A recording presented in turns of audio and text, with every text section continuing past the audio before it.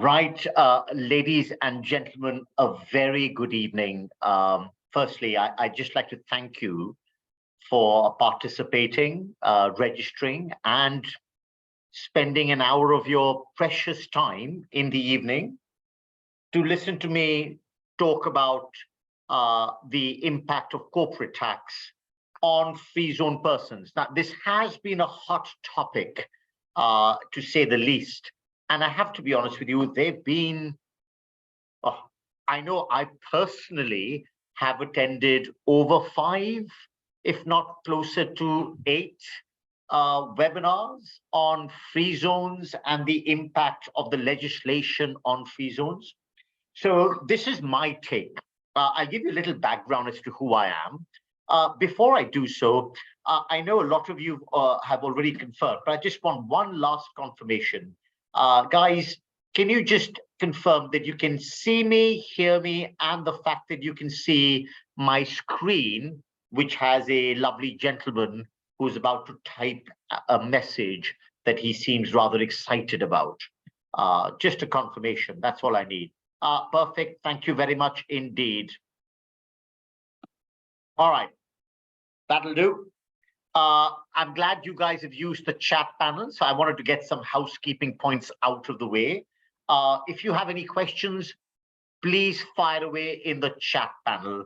This session should hopefully finish in an hour. That's my plan. And I'll give you a little background as to who we are and what we do. Firstly, I work for a company called Kaplan Middle East, Kaplan Professional Middle East. Now, Kaplan Professional Middle East is not in the business of giving tax advice.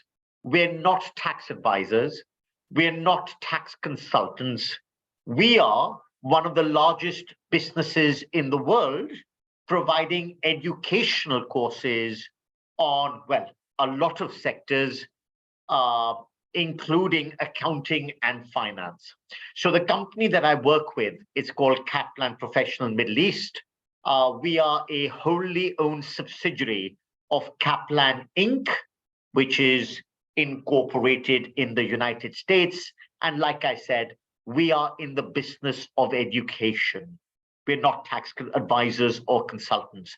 And I'm hoping that you find the next 1 hour educational. My name is Amar, and I am the head of tax at Kaplan Professional Middle East. I worked in the UK for more than, good God, 25 years. I'm a tax specialist, but I'm in the educational side of the tax, the dark side, ladies and gentlemen, not in the practice side. So I worked in practice many, many years ago, and I moved on to the dark side. I love the educational side, and I'm hoping that you'll find the next hour pretty useful. And ladies and gentlemen, the next hour is my interpretation of the legislation with regards to free zone persons. And I'm talking about corporate tax legislation, not the VAT legislation. All right, so that's the plan. I'm hoping you find it useful. Like I said, any questions, fire away in the chat panel. Here we go. Right, my intro is done. Good, the questions coming up already.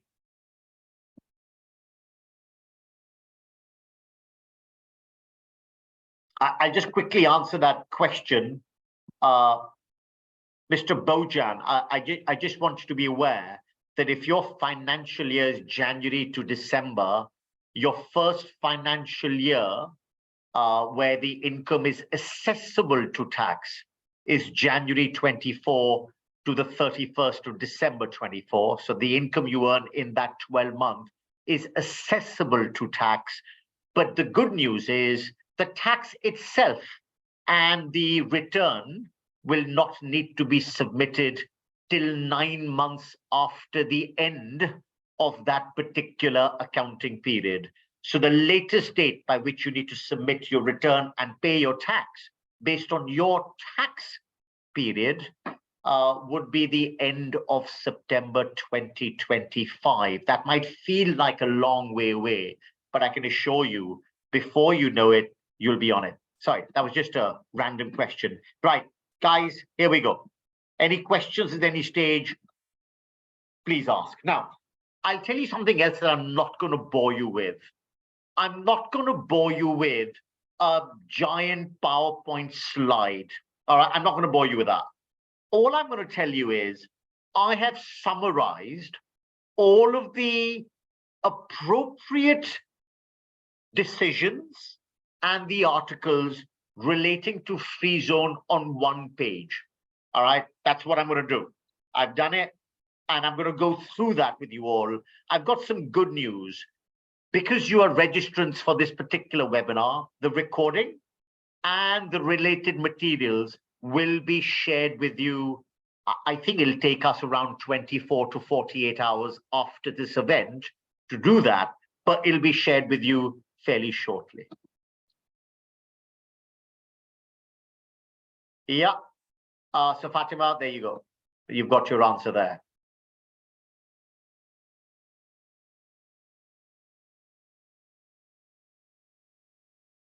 Yeah, Bojan, so just to answer your question, you are supposed to pay tax.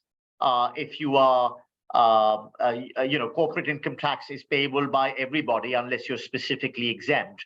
And based on your tax period, your tax date is end of September 25. So you do have to pay tax and you do need to register. I'll get to that later. Now, ladies and gentlemen, here is a little background. Can I just give you a little story? All right, my aim is to finish all of this in an hour. So bear with me.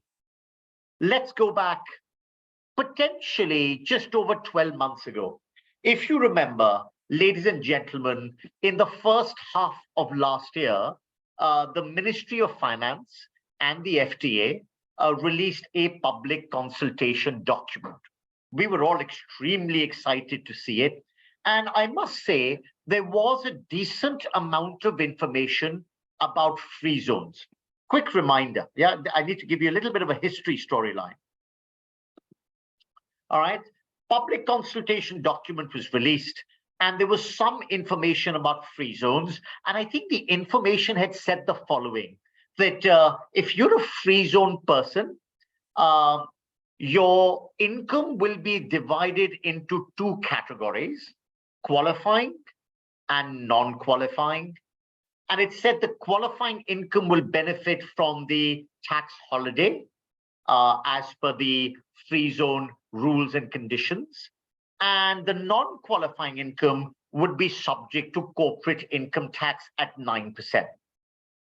We also assumed, this is based on the public consultation document, it felt like if your transactions was with other free zone persons, that income was qualifying.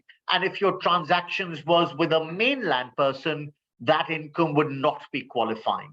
It also felt like if you were in the exporting business, so if you're located in the free zone and you're an exporter, a lot of people assumed that exports would also be qualifying income. This is the kind of interpretation that people had in the media once the public consultation document was released. Now, we waited a reasonable amount of time. As you all know, at the end of December last year, or during December last year, we finally had the decree law. And once the decree law was released, everybody, not everybody, but most people were very interested to know the details about free zones. Now, free zones, ladies and gentlemen, was covered in Articles 18 and 19 of the Federal Decree Law. Article 18 said the following. All right, now, this is what Article 18 actually said in the Decree Law, and I've summarized it here on the screen. I'm hoping you can see that. All right, here we go. It said the following.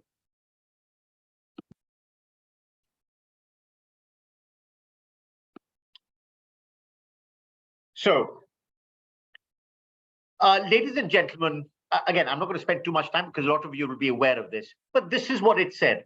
They said that a qualifying free zone person. So this is what Article 18 said, that if you want to benefit from the tax holiday, you need to be a qualifying free zone person. That's what it said. And then it said the qualifying free zone person must meet all of the following criteria.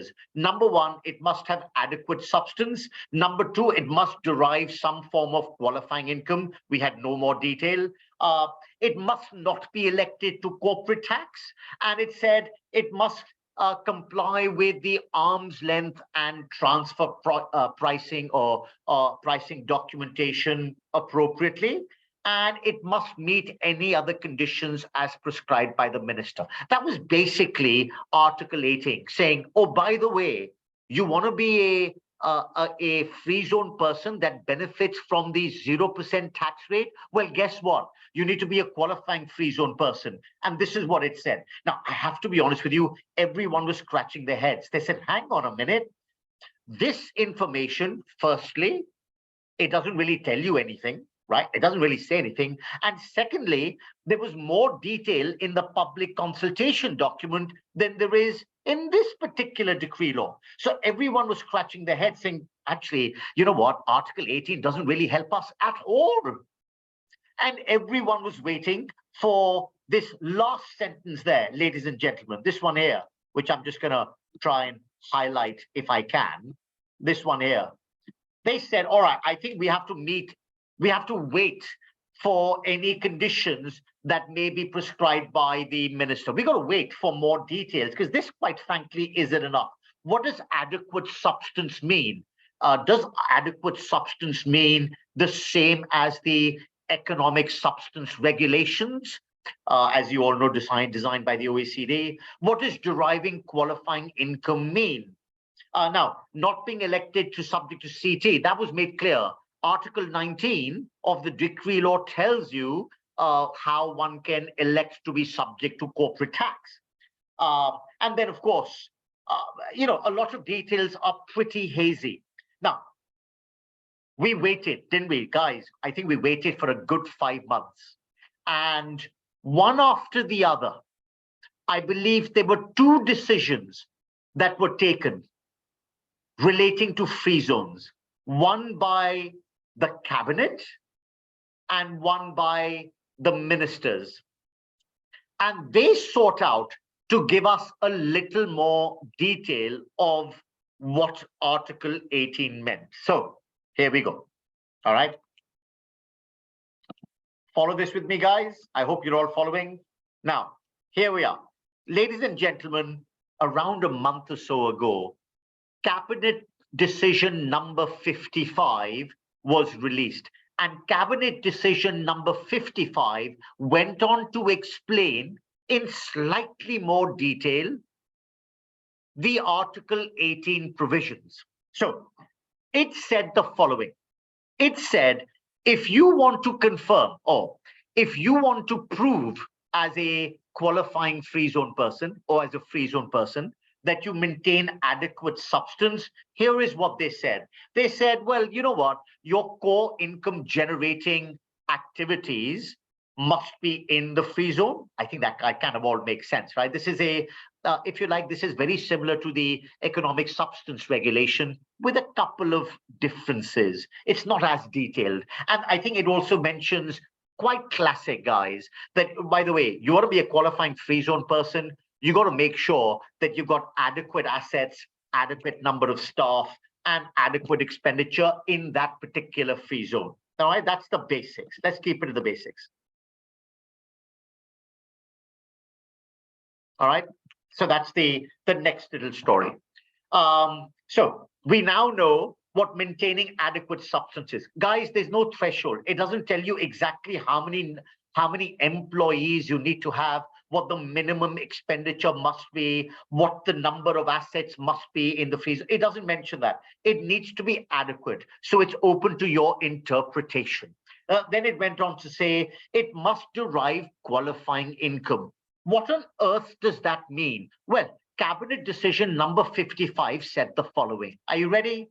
This is the definition of qualifying income. Then I'll drill it down even further. And I'm hoping a lot of your answers to your questions will be answered. Here we go. Are you ready? This is what they said.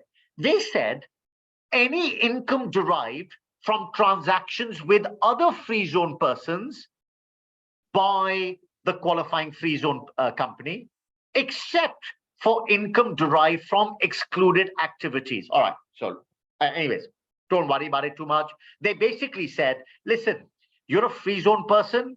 If you derive income from other free zone persons, good news, that's called qualifying income. As long as the activity that generated that income is not excluded. Then they said, oh, by the way, this is some good news. Can I just tell you the other really good news? In the public consultation document, it really felt like if you were doing any business with the mainland company or person, then that income would be non-qualifying. This is how it felt. But I've got some great news, ladies and gentlemen. If you're a free zone person, you can earn income from transactions with a non-free zone person. Any non-free zone person, according to this, as long as that income is earned from qualifying activities that are not also excluded activities. So I've got some great news, ladies and gentlemen. If you're a free zone person, you can earn income from a mainland company. I've got some great news, and that income would still benefit from the 0% rate as long as the activity is a qualifying activity. And I'll discuss this. The last thing it mentions, this is Cabinet Decision number 55 relating to qualifying income. Any other income provided that the qualifying free zone person satisfies the de minimis requirements. Now, all right, now, I'll get to that in due course. All right, I'll get to that in due course. Forget that for the moment. I'll explain what that other income is. Now, ladies and gentlemen, so good news, we've got some clarity. I'll explain that. Number one, we now know what adequate substance means, at least to some extent. We now know how a free zone person can derive qualifying income. I've just discussed that. We also know that a free zone person must not have obviously been elected to be subject to CT. If it's elected to be subject to CT, then it's treated like a regular mainland company. There's no difference, really, in essence. We also know it has to comply with arm's length principle and transfer pricing documentation with all of its related parties. That's quite classic. Now, can I just say, what about meeting these other conditions as may be prescribed by the minister? Are you ready? Here you go. Guys, as soon as the Cabinet Decision number 55 was released, virtually at the same time, this is what the ministerial decision looked like. So the ministers also added on two conditions that must be satisfied for a free zone person to be treated as a qualifying free zone person. Two conditions. What were they? Have a look at this, guys. Number one, I'll just highlight it. By the way, if you're a free zone person and you want to be a qualifying free zone person, you have to have your financial statements audited. It doesn't matter what the revenue is. By the way, does anyone know what the general rule is? For a mainland company to have a set of accounts audited, does anyone remember what the revenue limited, which was also released in a separate cabinet decision? Anyone who's going to help me out? What's the general rule? You must have your accounts audited if your revenue exceeds what figure? Must is the ruling in general. Oh, 3 million, it's a bit higher than that. I've got some good news, it's a lot higher than that. Anybody? Oh, I'll just quickly answer it for the sake of time. Guys, it's 50 million. So to give you a general idea, if you're a mainland company, this is just keeping it general. If you earn revenue in excess of 50 million, you've got to get your accounts audited. Well, I've got some bad news for you. If you're a free zone person, it doesn't matter what your revenue is. You have to get your accounts audited. Irrespective of your revenue, you have to have your financial statements audited. Otherwise, you will not be a qualifying free zone person, and therefore you will not benefit from the 0% rate. I got stuck there for a minute. Now, I'll tell you what else they said. Oh, by the way, this next decision is what threw a lot of people off. The ministers decided and they said the following. They said that if you earn non-qualifying revenue, oh, by the way, I'll define all of this. If you earn non-qualifying revenue, and if that revenue is greater than, or if it exceeds the de minimis requirements, which I will discuss with you all, then I'm afraid to say you no longer qualify as a qualified free zone person. You no longer. So this was a little bit of a curveball. But I have to be honest with you, the non-qualifying revenue rules are quite generous, guys. I attended I'm not sure whether you attended this as well. A couple of weeks ago, the Ministry of Finance held an awareness session. I wonder if you attended that. I attended that, and I found the entire process quite useful. And I'll get to that later. Now, I'll tell you what else the minister said. The minister said, wait a minute, this is also an issue. They said that if you don't satisfy these 6 conditions, can I just remind you of the 6 conditions? Adequate substance, deriving qualifying income, not electing to be subject to CT, making sure you have arm's length and transfer pricing documentation, making sure your accounts are audited, and making sure your non-qualifying revenue does not exceed the de minimis threshold. Those are 6 conditions. If all of those 6 conditions are satisfied, you're doing all right. But if any one of the 6 conditions are not satisfied, ladies and gentlemen, I've got this terrible news for you. That free zone person will cease to become a qualifying free zone person in that particular tax period and the next 4 tax periods. There it is. Note, failure to meet any of the above requirements shall cease the taxpayer status of a qualifying free zone person from the beginning of the tax period in which they failed to satisfy the conditions and the subsequent 5 periods, guys. Yeah, guys, all of this will be recorded. Don't worry about it. Now, are you ready? Guys, I told you this. I'm going to spend another 10 minutes of your time before I give you hopefully 10-15 minutes time before I give you a case study. I've designed a case study. I'm hoping you'll find this useful. This is what we do at Kaplan, by the way. This is the educational side of it. So guys, I spend a little bit of time. No PowerPoints, right? You can't see a single PowerPoint on my slide. 1 page, everything you need to know, pretty much on 1 page. Now, guys, this is what I was busy doing. It feels like I've created a sequence of rainbow colors. Now, let me explain, and then I'll get to those conditions. Guys, this is really important. On the assumption, all right, let me just make this clear.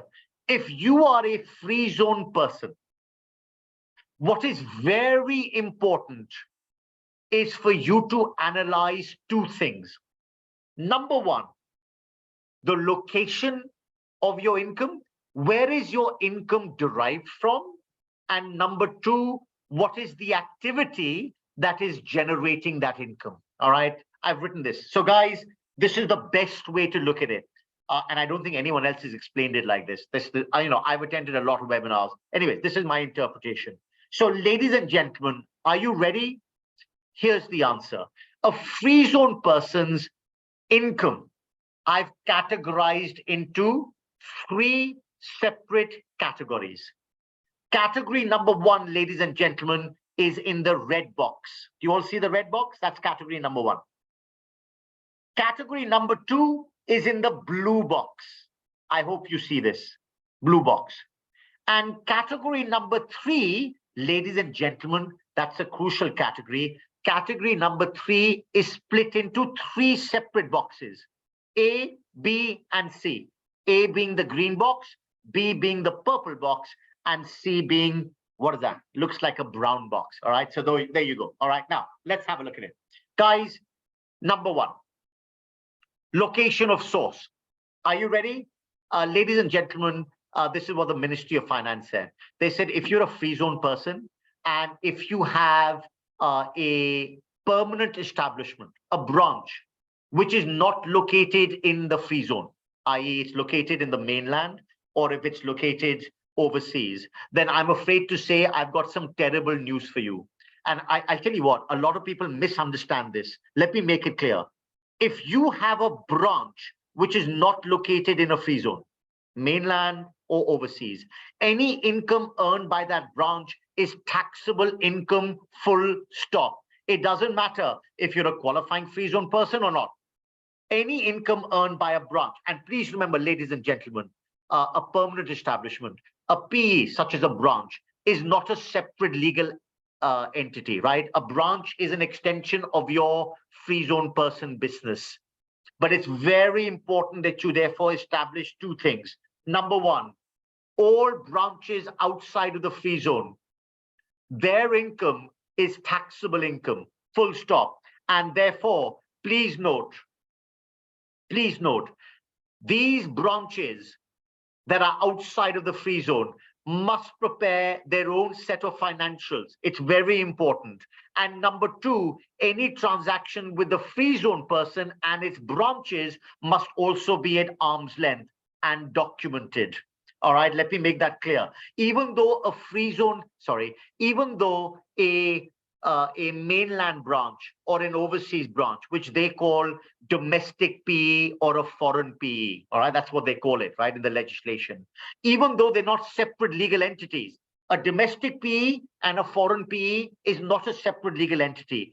It is still considered to be a related party of the free zone person, and therefore all transactions between the free zone person and its non-free zone branches are treated at arm's length, and any income is subject to corporate tax at 9%. It's taxable, guys. No questions asked. Job done. All right. Number one category. Where's your branch located? If it's in the mainland or overseas, its income is taxable, and your transactions with the branch must be at arm's length. The branch must keep separate financials. Let's move on. Transaction number two, separate treatment, guys. Number two. They then moved on to try and describe painstakingly what a commercial property is. So the FTA have said that, oh, by the way, if you own an immovable, you cannot move it, commercial property, then it's very important to realize two things. Remember, I told you two things. Number one, where is this immovable commercial property located? And number two, who is it deriving the income from? So let me make this clear. Firstly, just to keep it very easy, guys, a commercial property, you know what that is. A commercial property is a property that you use in your business. So it cannot include any residential or private accommodation. So it cannot include residential property, it cannot include hotels, which are obviously accommodation facilities. Therefore, what is a immovable commercial property? Things like factories, warehouses, office buildings, you know, all of these items.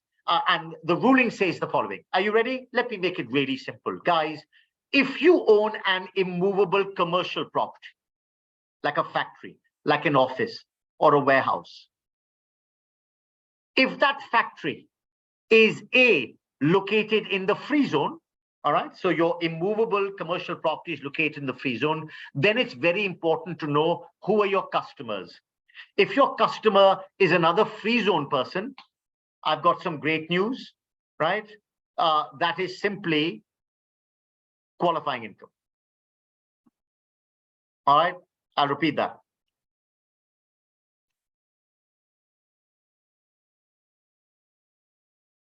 Everyone happy with that, right? Commercial property located in the free zone, your customer is another free zone person, qualifying income, job done, whether that being rent income or profit on disposal of the asset, it's qualifying. Immovable commercial property located in the free zone, but rather sadly, your customer is a mainland person, or let me just keep it simple, a non-free zone person, such as any individual, such as any company which is not located in the free zone. Then, ladies and gentlemen, I've got some bad news for you. That income is taxable income. It's not non-qualifying income. It's taxable income. Simple as, all right? So who's your customer? If your customer is a free zone person, qualifying. If your customer is not a free zone person, it's not non-qualifying, it's taxable.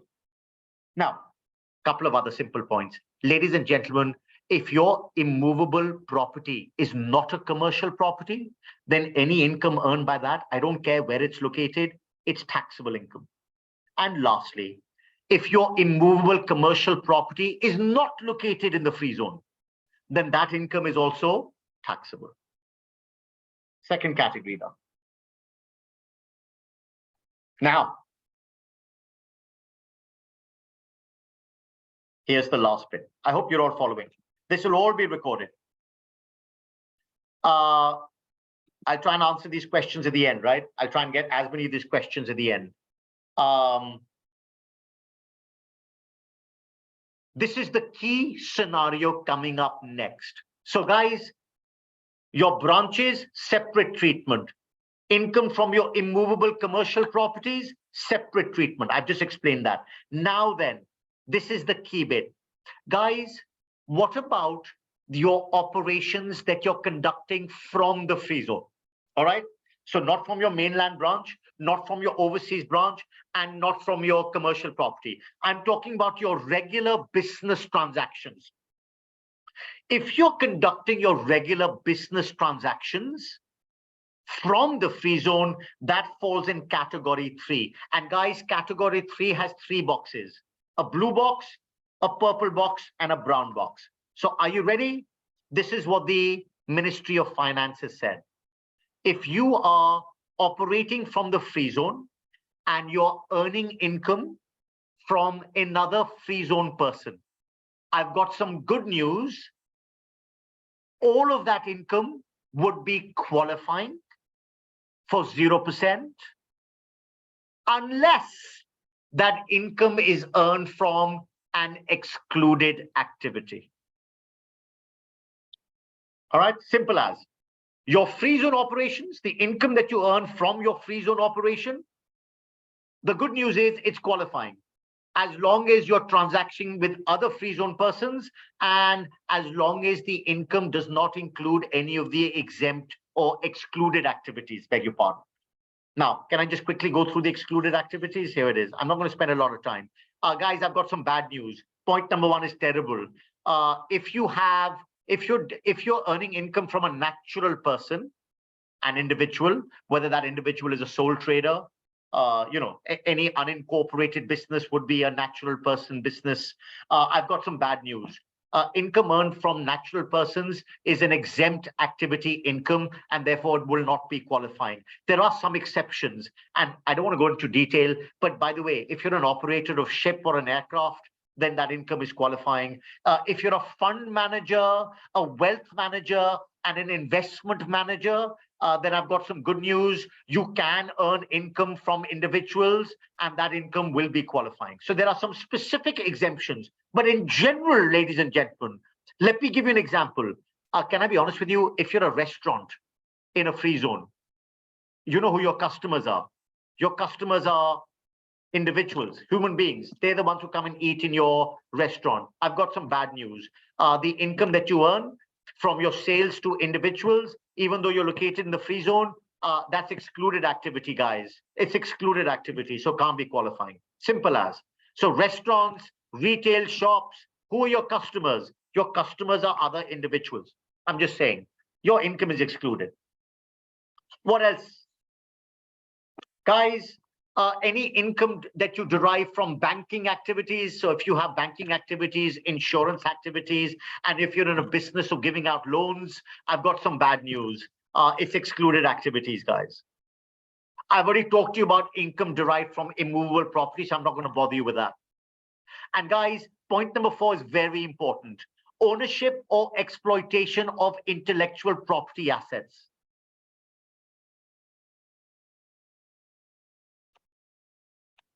All right.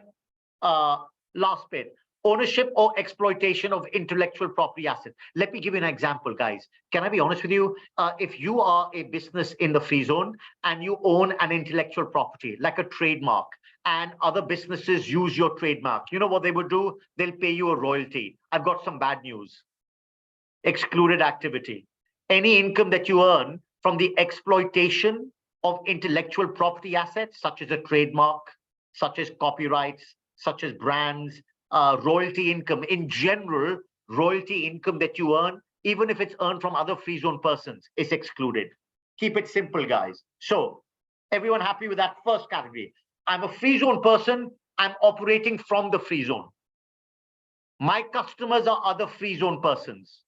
Is my income qualifying? The answer is yes, as long as the activity is not excluded. Let's move on.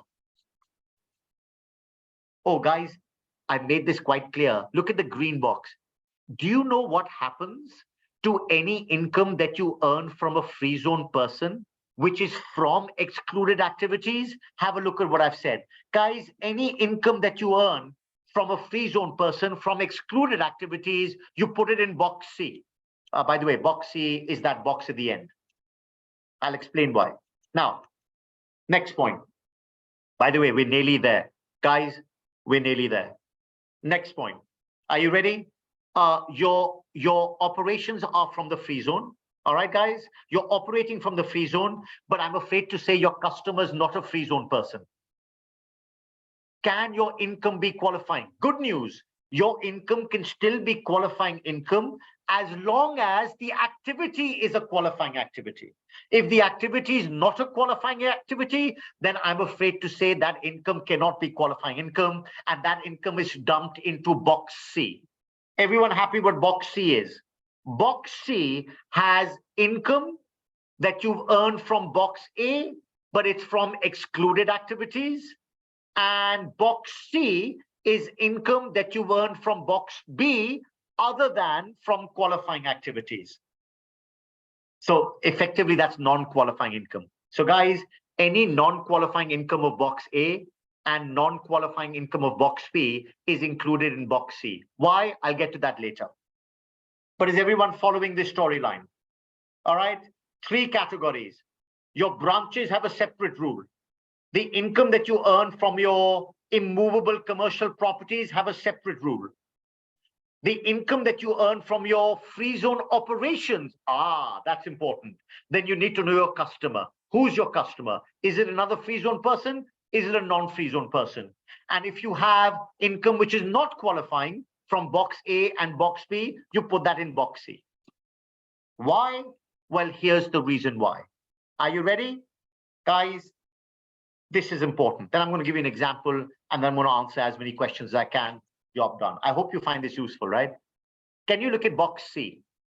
Guys, look what I've written in box C. Box C includes the revenue that you have earned from all of the exempt activities that you provided under box A to other free zone persons. And it includes all of the revenue that you've earned from non-free zone persons that were not qualifying activities. Oh, by the way, for the avoidance of any doubt, I know a lot of you know this. I'm just going to quickly give you some examples of qualifying activities. Guys, qualifying activities, I have to be honest with you, there's not a lot of information about services, but keep it simple. If you are manufacturing or processing goods, then any income you earn from that is qualifying activities. Guys, let me make it clear. Even though your customer is a mainland customer, if you are selling them manufactured goods, I've got some great news, is qualifying. If you're distributing goods out of a designated free zone to a customer who's not a beneficial owner, what does that mean? The customer will sell the goods on, qualifying.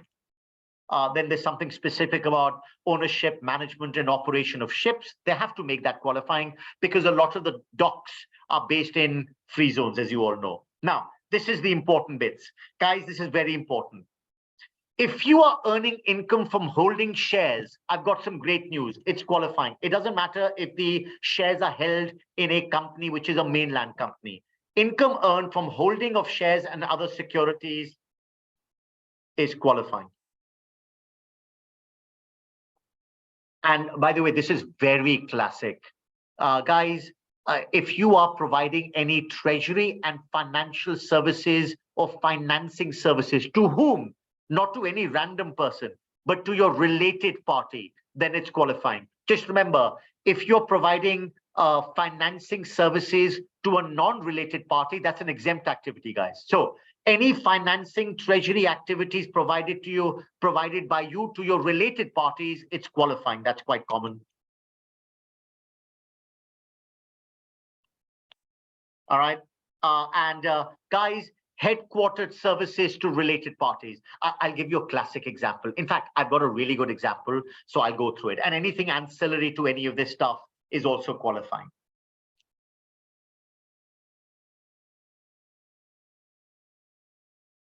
So, ready, guys?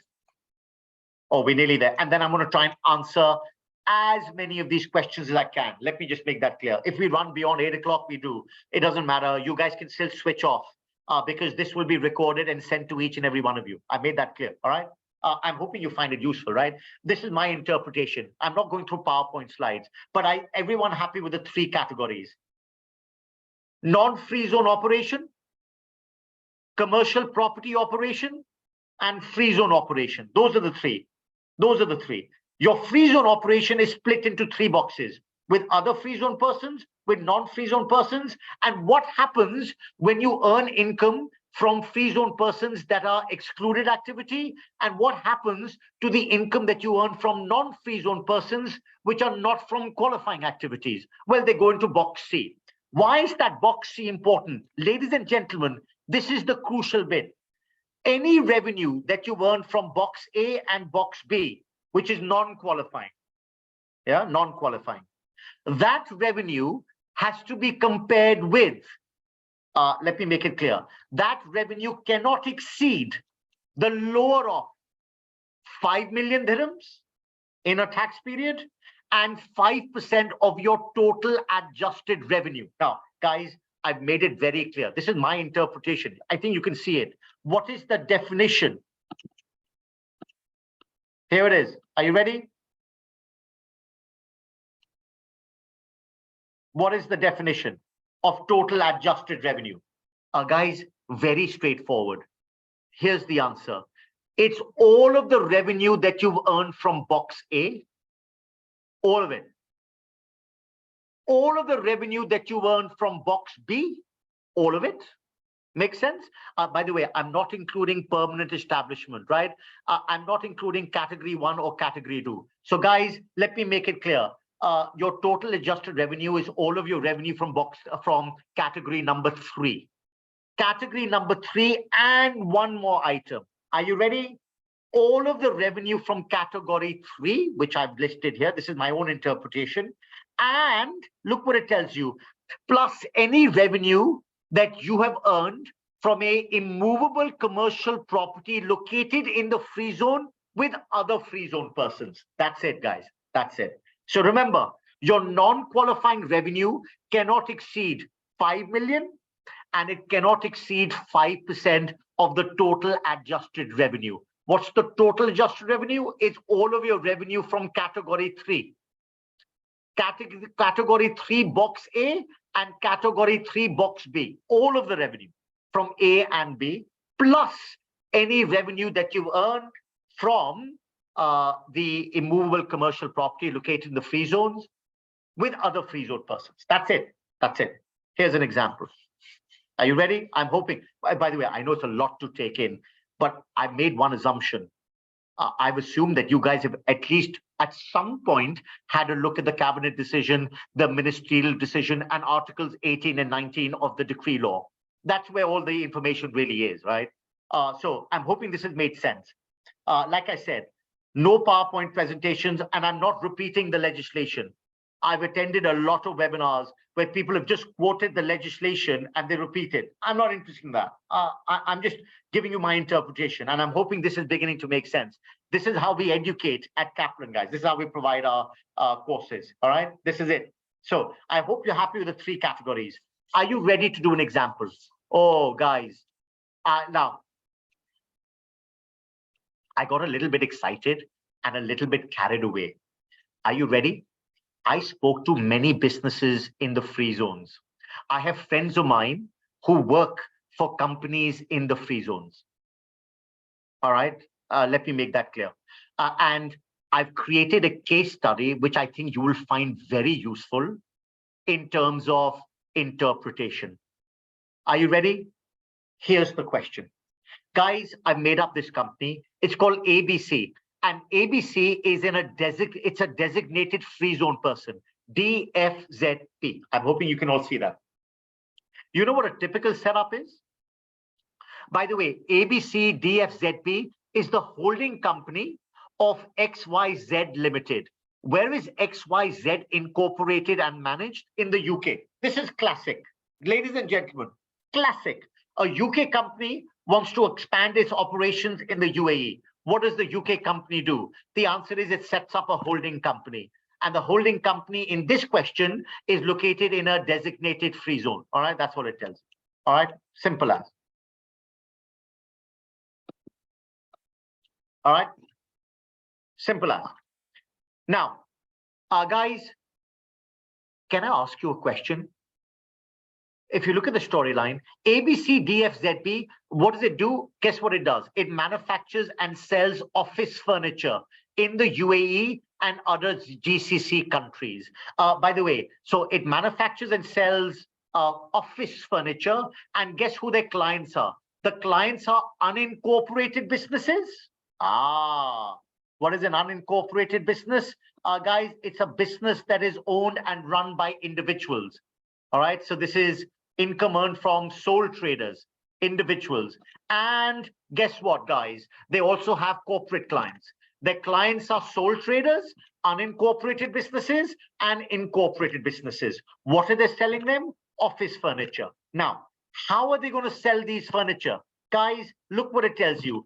ABC DFZPs, manufacturing facilities and head office are located in Sharjah, designated free zone. I'm just giving you a story. So they have a manufacturing facilities and the head office are in Sharjah, DFZ, and it also conducts its sales in the UAE and GCC from its Sharjah operation, from its Dubai mainland branch, and from 2 wholly owned subsidiaries.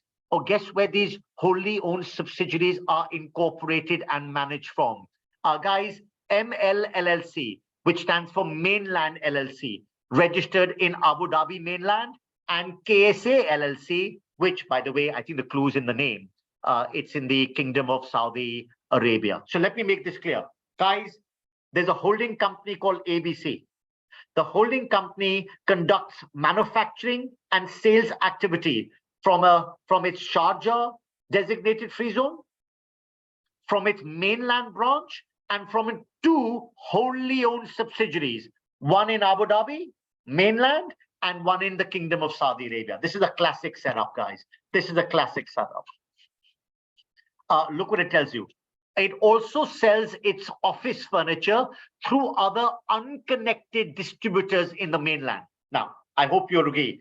Sharjah branch and mainland branch is all part of the same company, right? It's all part of the same company. The 2 wholly owned subsidiaries, one in Abu Dhabi mainland and one in Kingdom of Saudi Arabia, are related parties. It also sells furniture from unrelated companies, unconnected. There are other retailers that also sell our office furniture on our behalf. Classic storyline, right? Classic. Now, here's the next bit. Guys, I know I've gotten a little bit carried away, but I love this. And I'm hoping this will answer a lot of your questions. The following transactions take place in the year ended December 2025. Now, ladies and gentlemen, can I ask your help? What does the holding company normally do? Anybody help me out? What is the one thing? What does the holding company normally do? Anybody? What do you reckon? Give me a storyline. Holding company. Guys, remember, your business is split up. Let me make this clear. You know what the holding company does? I hope everyone's happy with this, right? The holding company normally owns the assets for the group, right? The holding company does not conduct any risky activities, which is trading activities. The trading activities are normally conducted by their wholly owned subsidiaries. I think that makes sense. The holding company keeps control of the assets. The assets are all ring-fenced in the holding company, and the riskier activities, the trading activities, are normally done by the holding company's subsidiaries. In this question, I believe the holding company has two branches that is also conducting activities. And ladies and gentlemen, the holding company has two wholly owned subsidiaries. Classic. Now, look what it tells you. Guys, last sentence. I'm hoping you can see this.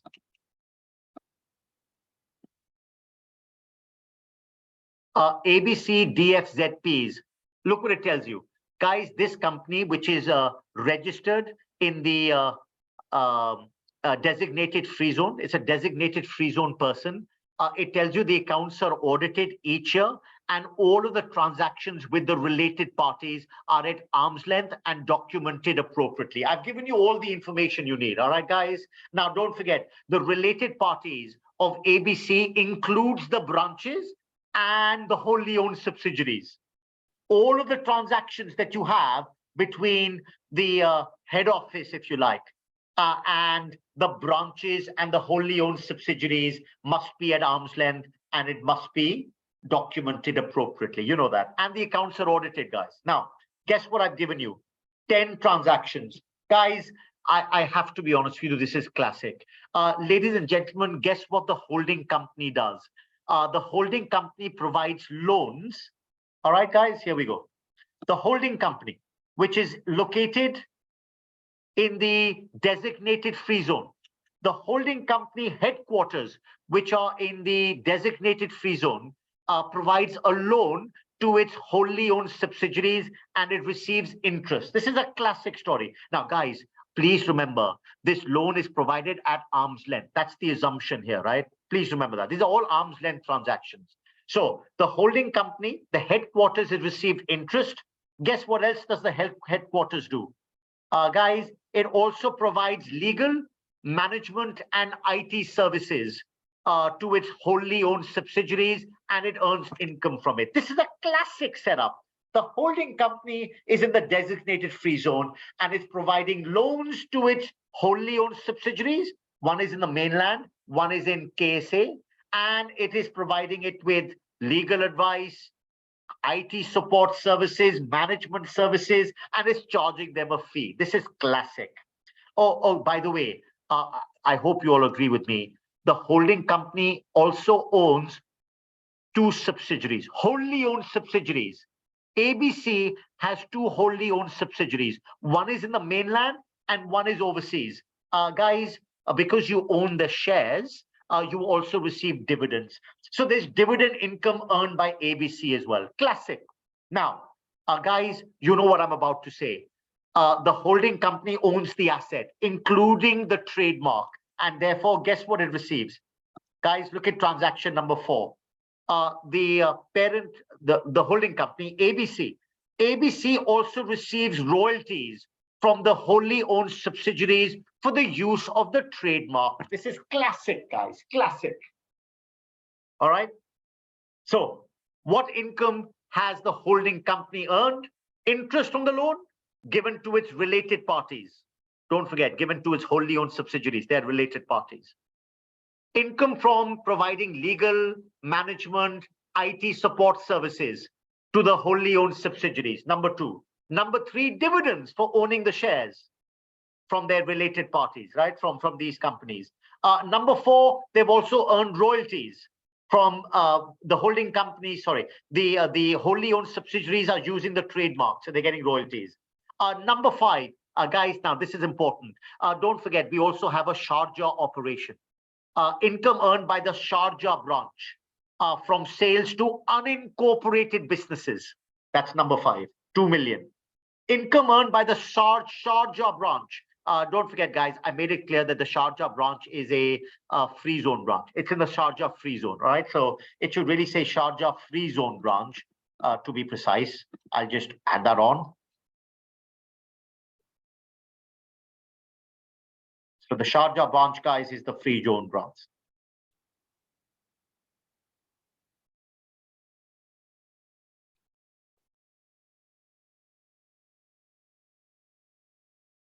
right? So there's income earned by the Sharjah Free Zone branch from sales of its furniture to unincorporated businesses, from sales to mainland distributors, and also from sales to incorporated businesses in other free zones. That's, you got all of that information, 5, 6, 7.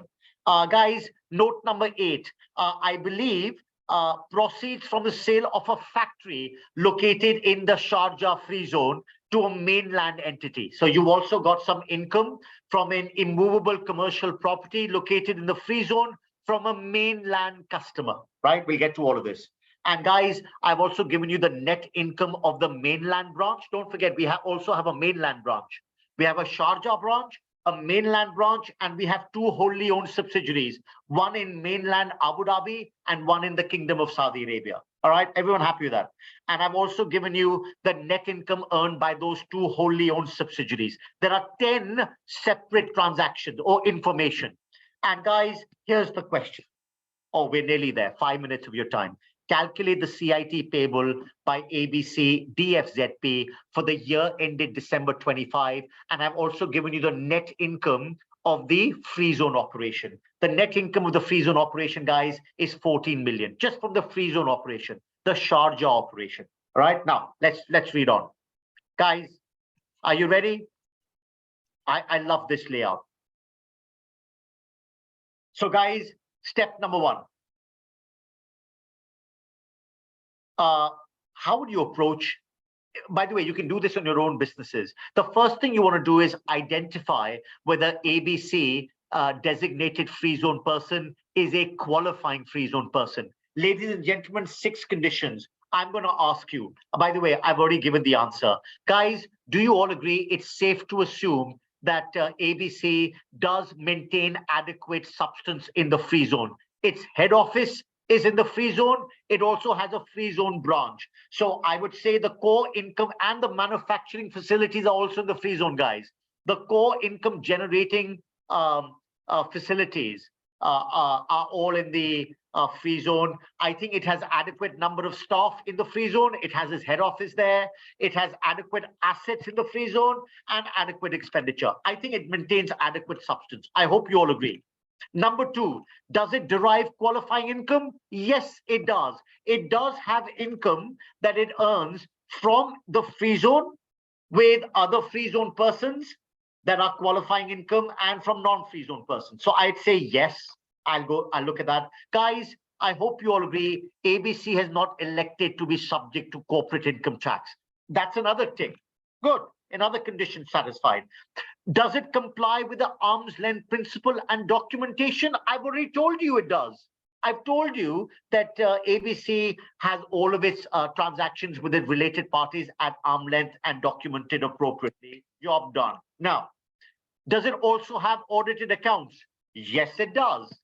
I've made that clear. Its accounts are audited each year. There you go. Lovely. Great. It's ticking everything. Ladies and gentlemen, last point. I know we'll run over slightly, but doesn't matter. This is very useful. The last thing. Let me make it clear. Does the free zone person earn non-qualifying income or revenue? Number 1. If the answer is yes, that non-qualifying revenue must be below the de minimis requirements. What is the de minimis requirement? It must be lower than 5 million and lower than 5% of the total adjusted revenue. This is a really important condition. Well, guess what? I haven't ticked it. Why? Because I have to do a working. How else will I do the last bit? I don't know. I have to check it out. Guys, oh, by the way, I love this layout. Of course, I love it because I created it. So guys, let me just make this clear. And if you just spend 5 more minutes with me, it'll be great.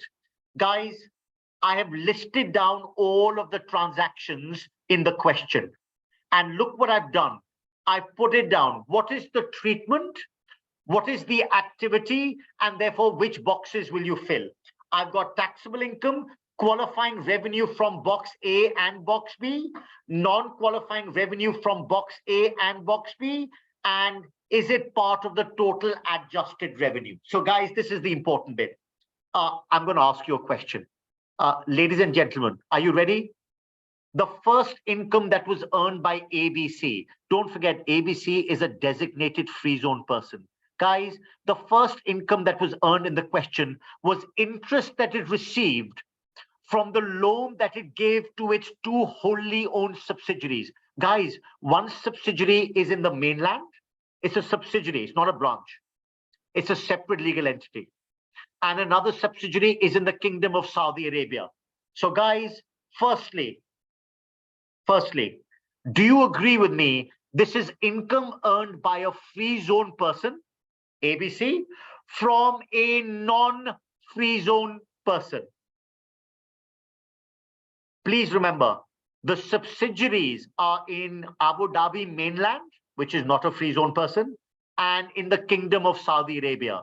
These are not free zone persons. So guys, question, is it FZ to FZ or is it FZ from non-FZ? The answer, it is FZ from non-FZ, which is box B.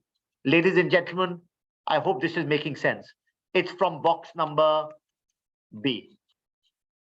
Guys, I've got some great news. If you earn income from box B, free zone person to non-free zone person, it's either qualifying or non-qualifying. It is qualifying as long as the activity is qualifying. It is non-qualifying as long as the activity is not a qualifying activity. Simple as. So guys, I'm going to ask you a question. Guys, can you see my screen? List of qualifying activities. Please help me out. Guys, anybody help me out? Is it a qualifying activity or not? There it is. Thank you, Zora. Guys, please have a look. I'm going to highlight it. Please have a look. Guys, if you earn interest on a loan, it is financing services provided by the free zone person to its related parties. Please remember, the wholly owned subsidiaries are your related parties. A company is related if you own at least 50%. That's the general rule. If you own 100% of another company, that's definitely related. So guys, oh, I hope there's no problem at all. All right, here we go. Guys, look what I've written. I've tried to make it absolutely clear. This is qualifying activity. There it is. Look at the activity box. This one here. It's qualifying activity, treasury and financial services to related parties. So guys, I've got some good news. That 4 million is qualifying revenue. And please remember, any revenue that you earn from box A or box B will also be included in your total adjusted revenue. All right. So guys, the 4 million will also be put in the total adjusted revenue column. Now, look at the second point, and I'm going to start doing this pretty quickly. Guys, ABC has also earned income from providing legal and management services to its wholly owned subsidiaries. And guess how much they earned? They earned 3 million. Guys, again, don't forget, your wholly owned subsidiaries were non-free zone persons. This is free zone from non-free zone. Box B, question, is it qualifying activity or non-qualifying activity? Ladies and gentlemen, it's qualifying activity. Why? These are headquartered services to related party. By the way, this is a classic story. Guys, the holding company, the headquarter of the holding company, which is in the free zone, is providing these management services, legal services, and IT support to their wholly owned subsidiaries. This is classic. And they charge them money for it. This is all management fees. And it's qualifying, guys. Any income earned by a free zone person from a non-free zone related party, qualifying. Brilliant. Guys, qualifying revenue. And don't forget, put it in the adjusted revenue as well. Third, let's keep going. Guys, dividends received by ABC from the two wholly owned subsidiaries. Guys, don't forget, ABC owns 100% of the shares of the two mainland subsidiaries, and the mainland subsidiaries will pay them a dividend. Guys, you know what I'm about to say. This is FZ to non-FZ again. ABC is earning the income. A free zone person is earning income from non-free zone persons. But good news, it's qualifying. Why? Holding of shares and other securities. That's where this is. And therefore, guys, the 6 million is qualifying income. or revenue, and it's also part of their total adjusted revenue. Please put that in both boxes. Next item. Guys, you know where I'm going with this.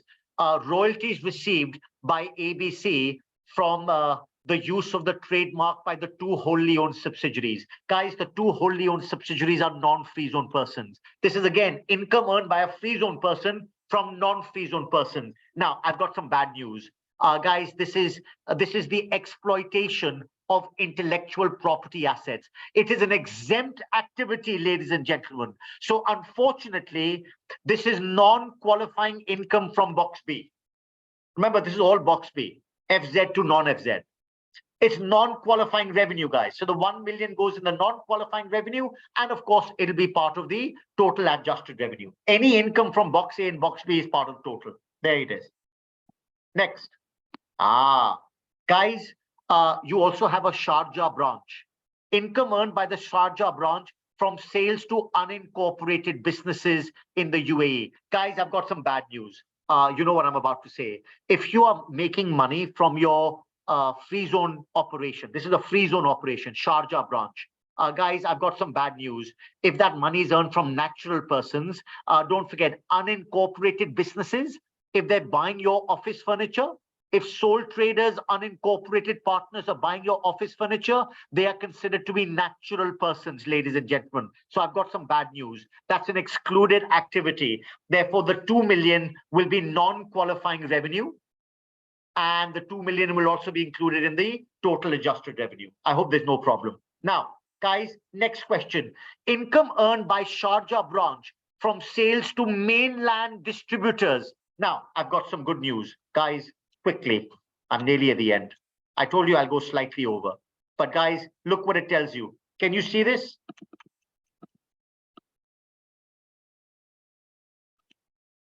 This one here.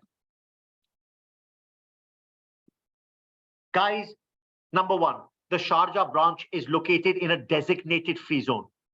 And I believe it manufactures the office furniture. The office furniture is then sold by unconnected mainland distributors. Please remember, the mainland distributors are not beneficial owners. What do the mainland distributors do? They resell them on. Ladies and gentlemen, I've got some great news. If a designated free zone person earns income from a mainland distributor, that's qualifying income, guys. The distributor is not using your office furniture. They're also selling it on. It's qualifying income. Brilliant. So here we go.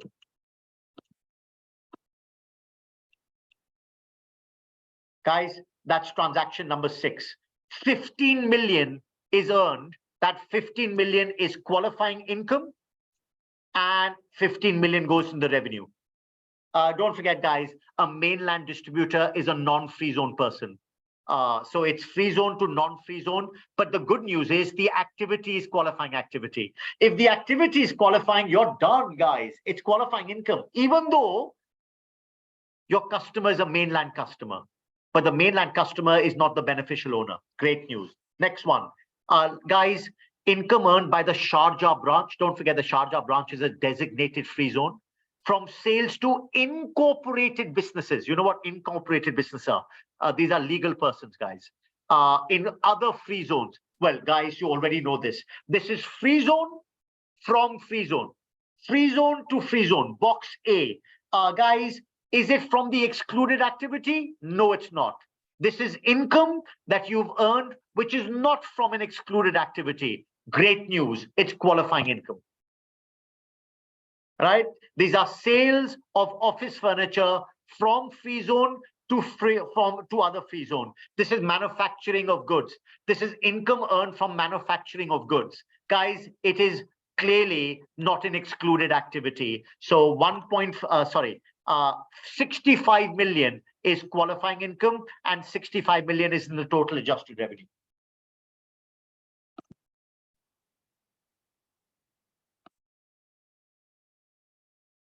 Right, guys, a couple of other points, and I just want to get this out of the way. Proceeds from the sale of a factory located in Sharjah, free zone. So guys, we have a immovable commercial property factory located in the free zone, but rather sadly, the customer is a mainland customer.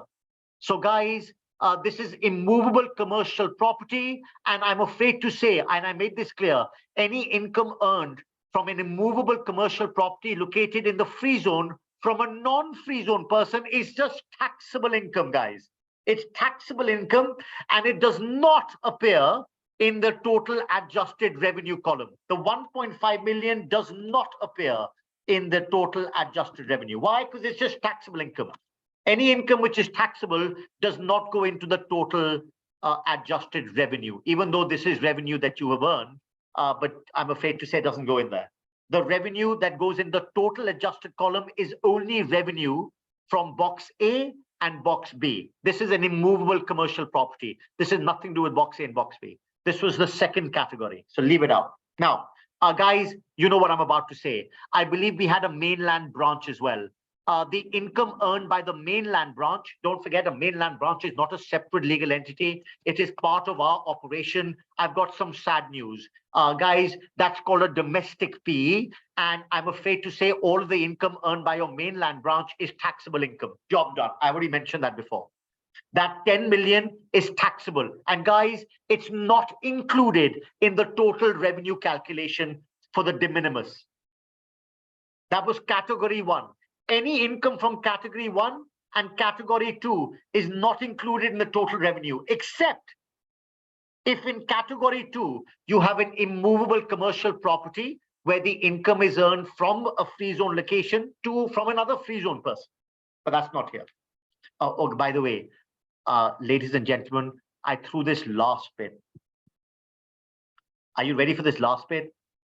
Can I ask you a question? Is the net income earned by the 2 wholly owned subsidiaries got anything to do with our company? Our company is ABC, located in a designated free zone.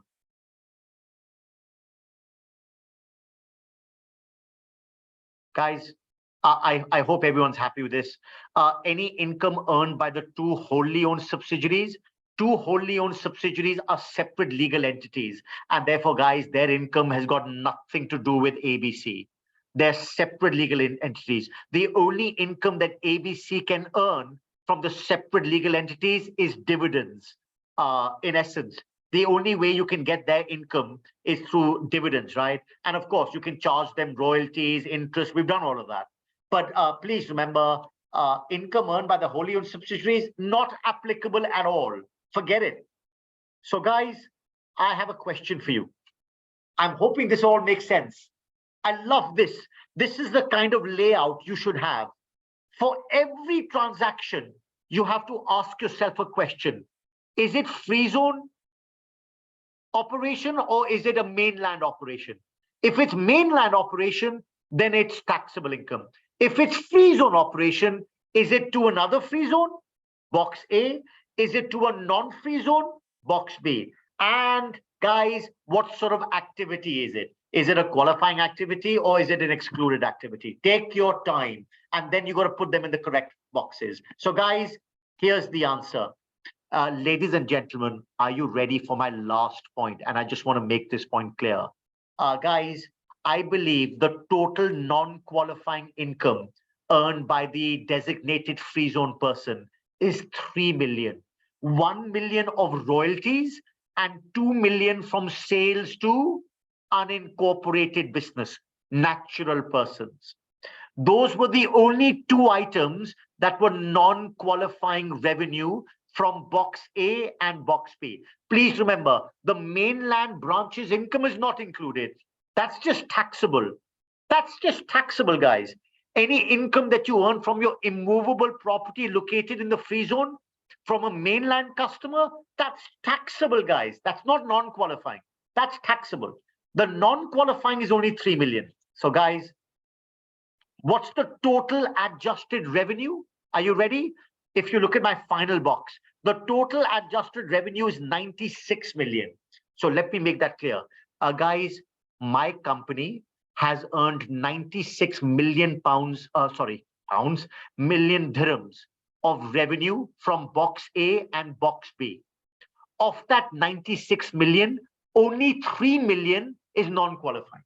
That's what I'm trying to say in essence. Now, guys, here we go. Can I ask your help?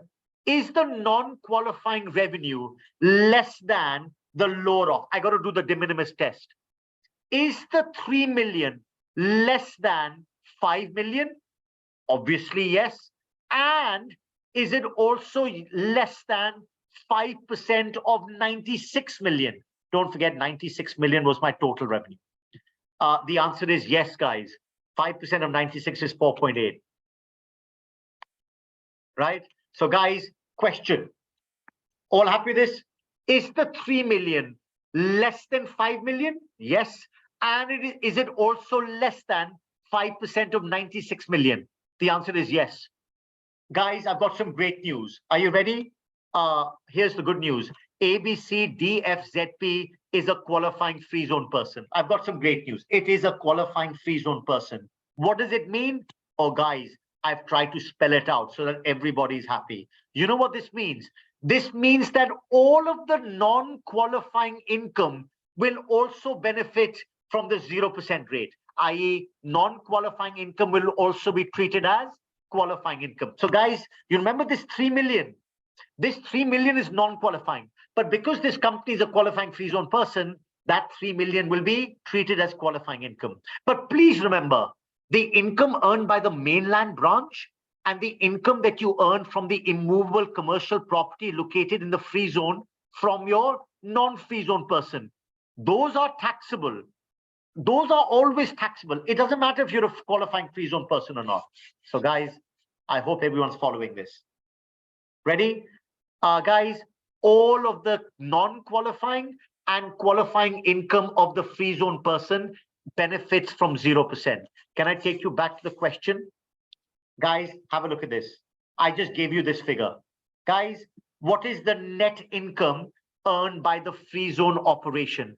The answer is 14 million. That 14 million is made up of qualifying and non-qualifying, but it doesn't matter, guys. Why? All of that 14 million benefits from 0%.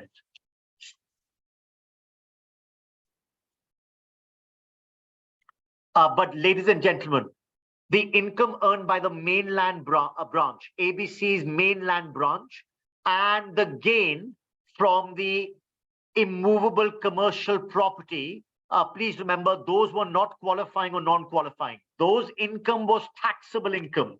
So the income earned by the mainland branch is taxable, guys. The gain on the sale of the immovable commercial property, the factory, to the mainland person is taxable, guys, even though you're a qualifying free zone person. And guys, I hope you're all aware of this, right? If you are a qualifying free zone person, you do not benefit from the 375,000 threshold. So guys, have a look at this. Guys, there it is. I hope you all see this. Are you ready? I believe the mainland branch earned 10 million and the gain on the sale of the factory was 1.5 million. The 10 million and the 1.5 million is subject to corporate tax at 9%, but all of the other income is qualifying because this is a qualifying free zone person. There it is, guys. By the way, the 10 million plus the 1.5 million will be subject to 9% tax. Don't forget, there's no 375 threshold available to a qualifying free zone person. The taxable income is subject to 9% tax, full stop. No 375K, the taxable income. But the non-qualifying income and the qualifying income benefits from 0% because this is a qualifying free zone person. It satisfies all of the 6 conditions. Guys, had it not satisfied the de minimis limit, then it would no longer be a qualifying person. And I'm afraid to say all of the income would then become taxable unless it's specifically exempt. And please remember, it will remain a non-qualifying free zone person for this year plus the next 4 years. So I wrote that last sentence at the end.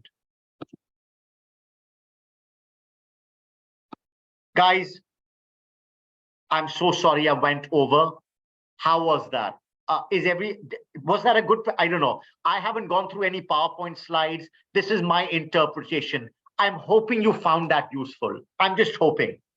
I've spent a lot of time on it, but it's a lot to cover in 1 hour. You know what? I've done it in 1 hour, 19 minutes. That's amazing. I got to be honest with you. I didn't think it'll take me that long. I've gone through all of it. in 1 hour, 19 minutes. This recording will be sent to you. I'm hoping you all found that useful. All right, my interpretation, those boxes are really useful. Now, there are lots of questions. Yeah, I'll share, guys, I'll share all of the slides, all of that stuff, etc., etc., etc. I'm going to try and pick up a few questions. Thank you, Saeed. Thank you, you guys. I think you found it pretty useful. That's all I wanted to know. I presented in my own way. Guys, this is the way we do it at Kaplan in any case. So we have, just to give you an idea, we run a diploma in Kaplan on corporate income tax. And the learners who come and study with us, this is the kind of way we deliver the program. So if you got people who might be interested in actually sitting a diploma, the diploma is provided by an international awarding body, and it's certified by the KHTA. Just to give you an idea, guys, then get in touch with us, guys. Get in touch. We provide a diploma. It's only 8 days long, and it's very affordable, just to say. Now, some questions. Get in touch, guys. I don't want this to be a sales pitch. Yeah, I'll send this exercise, Bojan. I hope you found it useful. So some questions. Some questions have been asked. I think I've answered quite a few of them. I'm just going to pick a few, guys.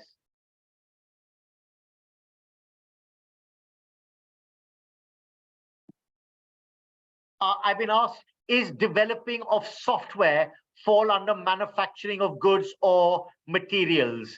I would say developing a software is probably not goods.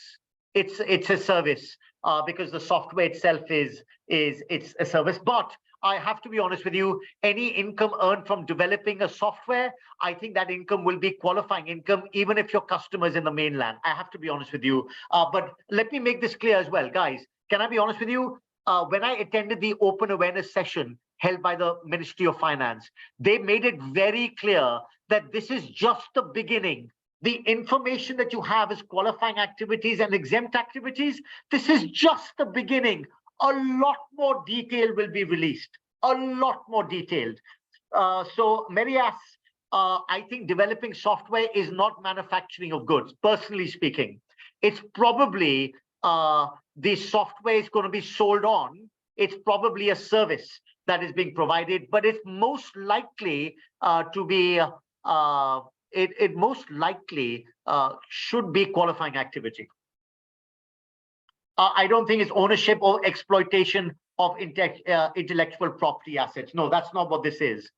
You're not creating a software and owning it yourself. I think you're selling it to a client, and then what the client does with it is up to them, right? It's not your software that you are charging royalties for. I don't think so. I think I've covered this. What are treasury and financial services? Financing, guys, this is when your head office gives a loan to a subsidiary. All right, loans given by subsidiaries, that's what this is. And I've got some news for you. Ladies and gentlemen, I get asked this a lot of questions. High C sales. Now, can I just remind you, this question that I created, ABC was in the designated free zone. And any transactions that are conducted by the designated free zone, any transactions, as long as the customer is not the beneficial owner, i.e. the customer will then sell on those distributed goods, then of course, guys, that transaction is qualifying. The distribution of goods can only be qualifying as long as your business is located in a designated free zone. And I've also been told when I attended, guys, when I attended the awareness service, high C sales will be qualifying income. I'd like to make that clear. This is my understanding. Are you ready? Let me make this clear. If your business is located in a designated free zone and you're transporting goods from India to China, but your business is based in the designated free zone, I believe that's a high C sale, and I believe it will be qualifying activity. I've got some good news. It won't be taxable. This is my understanding. Don't quote me on it. There will be more information released, but high C sales will only be qualifying as long as the transaction is conducted from a designated free zone. Designated free zone, not from any free zone. That's answered a few. Sheriff, you asked me a good question. Guys, a branch can never be a separate legal entity. By definition, a branch is an extension of your operation. If your operation in the overseas country is through a separate legal entity, then that is called a subsidiary. And any income earned by that subsidiary, just don't forget, can be qualifying as long as it relates to as long as the subsidiary is a related party, that means you must own 50%, and as long as it relates to financing, treasury, and management fees, legal advisory services, IT services, management services, loans given to them, all of that stuff, guys, is qualifying activity, any income that you earn. So I hope that helps. I've been asked a question, can a qualifying free zone person buy from mainland companies? Yes, yes. Now, don't forget, guys, a mainland company is selling you goods, selling you raw materials. The mainland company will have to pay tax on it, but your inventory can be purchased from any source. Your inventory doesn't have to be purchased from a free zone person. Your sales have to be to other free zone persons, or has to be to other mainland persons, as long as the activity is qualifying. So it doesn't matter where you buy your raw material from. Vasilis, I'll make it clear, if a free zone entity receives dividend income from a non-UAE entity, I've got some good news. It's qualifying activity. Holding of shares. Holding of shares. It doesn't have to be a related party. As long as you own shares in a company, I don't care where that company is located. Any dividends received, guys, qualifying.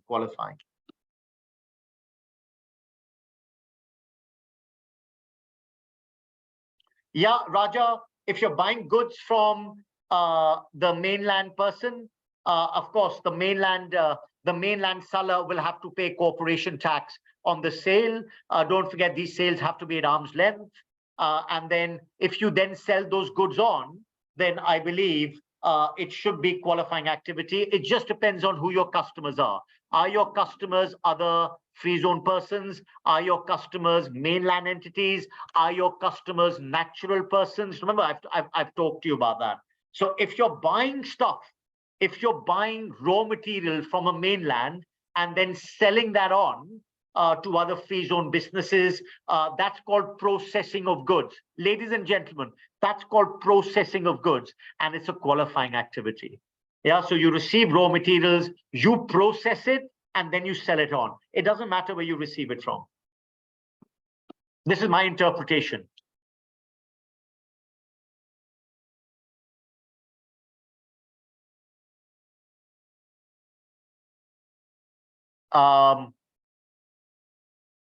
Is it a qualifying activity? Last bit, last question, guys. It's nearly 8:30. Is it qualifying activity if a free zone entity provides marketing services to an unrelated non-UAE entity? Good question, Vasilis. I don't know, to be honest.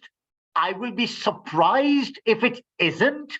At the moment, all I know is logistics services are qualifying. For services, we need more details. I don't know. I can't answer that, I'm afraid.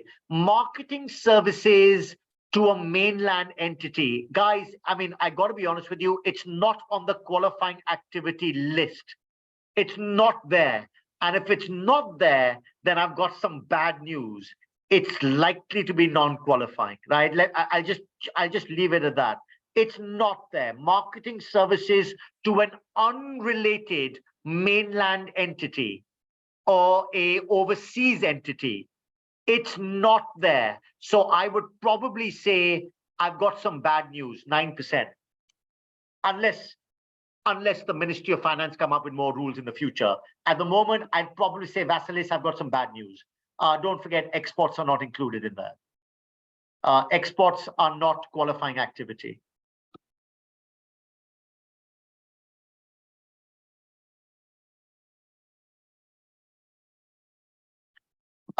Saeed, Vasilis, my pleasure, my pleasure. I hope you found that useful.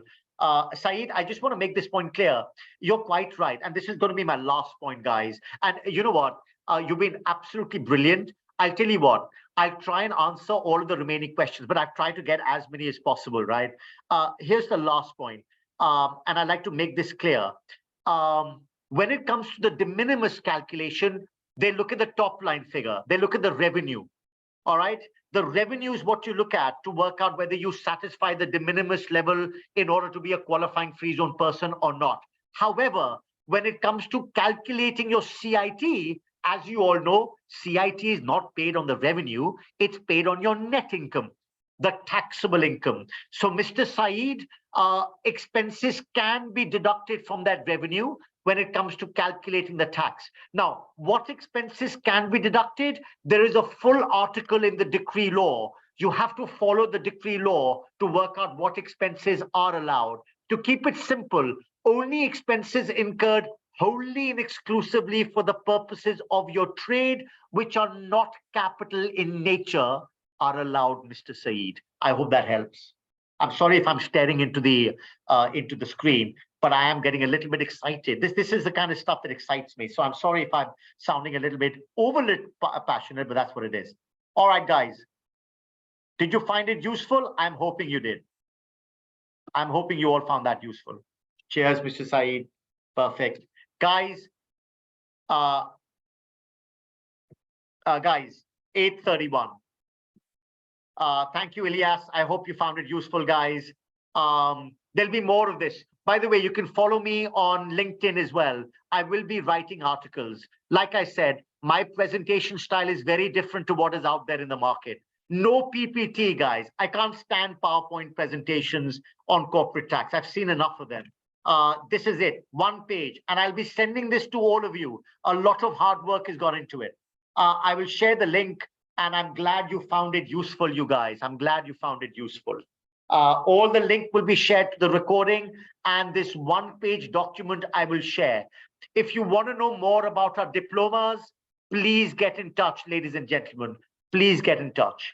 Thank you so much.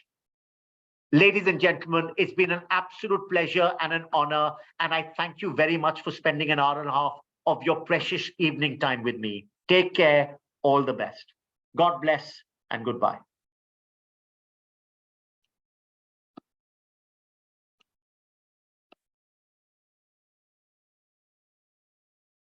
Thanks, you guys. Bye-bye.